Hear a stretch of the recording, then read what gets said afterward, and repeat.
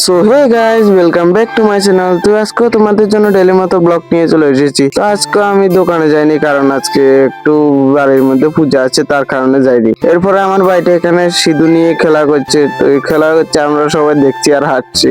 তো এরপরে আমি বাইরের দিকে একটু রওনা দিলাম, বাইরের দিকে যাচ্ছি আর হাত মুখ দিয়ে চলে এসেছি ঘরের, কারণ পূজা দিয়েছি। তারপরে আমরা তো তার জন্যই আমি হাত মুখ দিয়ে চলে এসেছি ঘরের মধ্যে আসার পর দিদা ডাক দিচ্ছে এই পূজাগুলো নিয়ে পুকুরে যাওয়ার জন্য। তো আজকে যে পূজাটা দিল দিদা, তো সেই পূজাটার নাম হলো বেলবাতের পথ। তো এই পূজাটা অনেকেই জানো না, তার কারণে আমি বলে দিচ্ছি। তো এই পূজাটা বেলবাতের পথ হলো পুকুরের মধ্যে দেওয়া হয়। পুকুরের মধ্যে বাঁশ একটা গাড়িয়ে কেমন করে জানি দেওয়া হয়। তো তোমরা দেখতে থাকো, তো আমি তোমাদেরকেও দেখাবো পুকুরে কেমন করে পূজা দেওয়া হয়। তো তার জন্যই দিদা এখানে শাল বাসনগুলো সাজাচ্ছে, মানে সরাইগুলো সাজাচ্ছে এখানে। আর এখানে দিদা বেলবাতের পথের জন্য এখানে সবজি রান্না করেছে। তো সবজির সাথে সাথে এখানে দেখো এই বাঁশটা গাড়িয়ে পুকুরের মাঝখানে। তো তার জন্য মামা এখানে স্নান করে এসলো। স্নান করার পর এখানে দিদা আমাকে আর আমার ভাইকে কাঁসাটা ধরিয়ে দিল। তো কাঁসাটা ধরে আমি পুকুরের দিকে রওনা দিলাম। তো পুকুরের দিকে রওনা দিতে দিতে দিদা রওনা দিচ্ছে পুকুরের দিকে, কারণ ওই পুকুরে এখন পূজা দিবে তার কারণে। তো এবার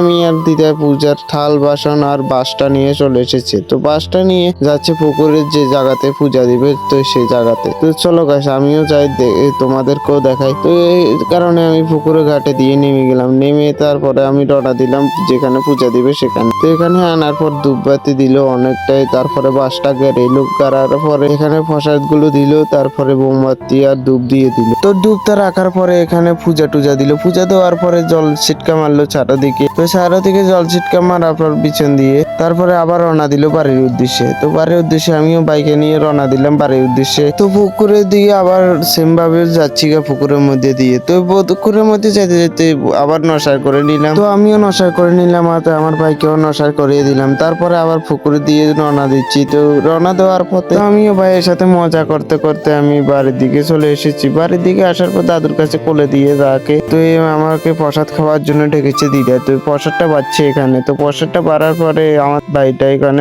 একটা আঙ্গুল ফল নিয়ে খেলো। তো খেলার পর আমি, তো আমাকে প্রসাদটা দিল। প্রসাদটা নেওয়ার পর আমি ঘরে চলে আসলাম। ঘরে চলে এসে একটু প্রসাদটা খাচ্ছি, তারপরে আমি শুয়ে রয়েছি। তার এই মধ্যে দেখি এখানে বাইরে অনেকটাই বৃষ্টি হচ্ছে। তো বৃষ্টি হচ্ছে, আমিও কি করব। তো মানে আমার ভাইটাও এসেছে আজকে। তো ভাইটা বলছে একটু লাইক করে দিতে। তারপরে আমার ছোট ভাইটা আমার কোলে ওঠার জন্য চলে এসেছে আমার কাছে। তো আমিও ভাইটাকে নিয়ে আটালাম কতক্ষণ পরে বৃষ্টিটা থেমে গেল। বৃষ্টিটা থামার পর দিদা বলছে খেয়ে নে আয়। তো আমরাও গেলাম ভাত টাত খেয়ে।